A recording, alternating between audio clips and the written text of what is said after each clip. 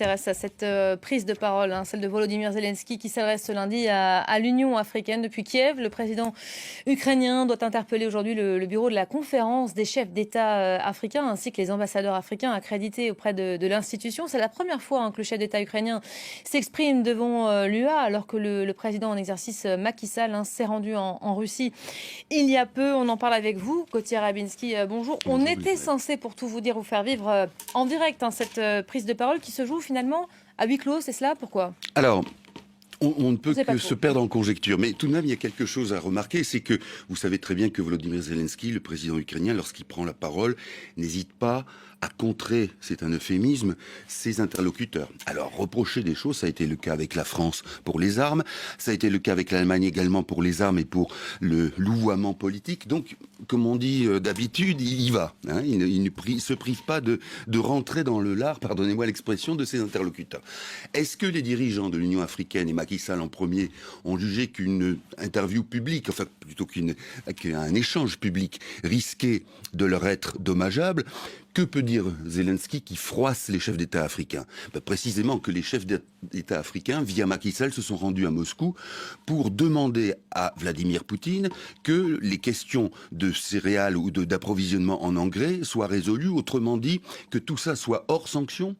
Et donc, ça s'adresse aussi aux Européens et aux Occidentaux en général, et que les Russes fassent en sorte, par exemple, que le blé ukrainien ne soit plus bloqué précisément par le dispositif militaire que les Russes ont instauré, ont bâti dans la mer Noire, qui empêche donc les exportations, les débouchés maritimes du blé ukrainien, et donc de faire en sorte que, c'est surtout ça qui est le plus important, que l'Afrique ne soit pas frappée de plein fouet par cette pénurie en céréales et en engrais, et surtout par l'augmentation des cours, et donc des coûts, qui est, vous le savez, depuis le début de cette guerre, assez conséquent. Pourquoi cette dépendance de l'Afrique vis-à-vis des céréales ukrainienne notamment? Alors c'est ça qui est intéressant parce que on pourrait dire finalement tout cela ne peut pas pousser en Afrique et donc il y a une dépendance vis-à-vis des importations. Or, l'Afrique a tout ce qu'il faut.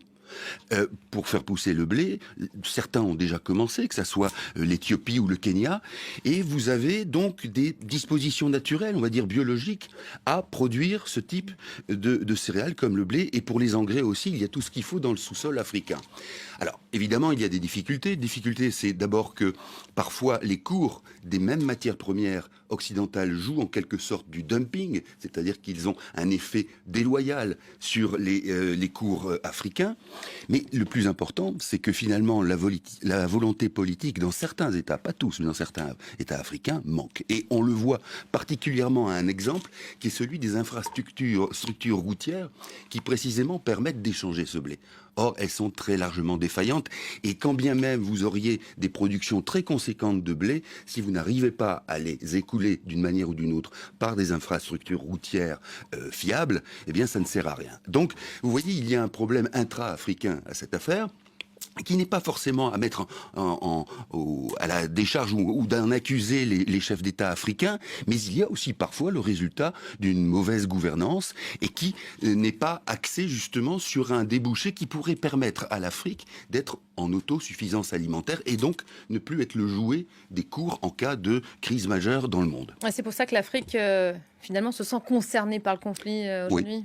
Oui, elle se sent concernée et avec une double option, si vous voulez. C'est finalement ce manque, cette dépendance vis-à-vis des cours généraux dans le monde et plus particulièrement vis-à-vis de l'Ukraine et de la Russie, oblige l'Afrique finalement à se mettre en deçà de ce conflit, c'est-à-dire à s'interdire une action ou un jugement politique, alors qu'on sait très bien que l'Afrique, les États africains aspirent, et c'est tout à fait légitime, à avoir un rôle éminent sur la scène internationale. Mais vu cette dépendance, ils sont en retrait et sont obligés, en quelque sorte, de louvoyer et de dire à Vladimir Poutine, ou de dire en tous les cas à la communauté internationale, nous ne sommes pas certains que Vladimir Poutine soit l'agresseur. Ça a été le cas lorsqu'il y a eu des votes à l'ONU où les États africains se sont abstenus.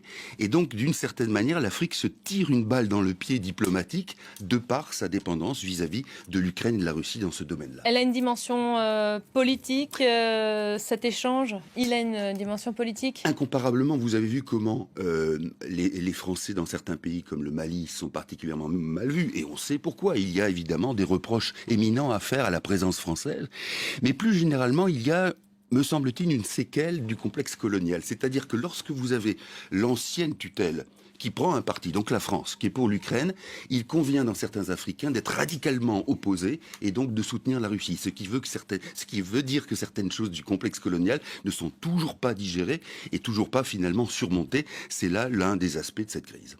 Merci beaucoup Gauthier pour le décryptage.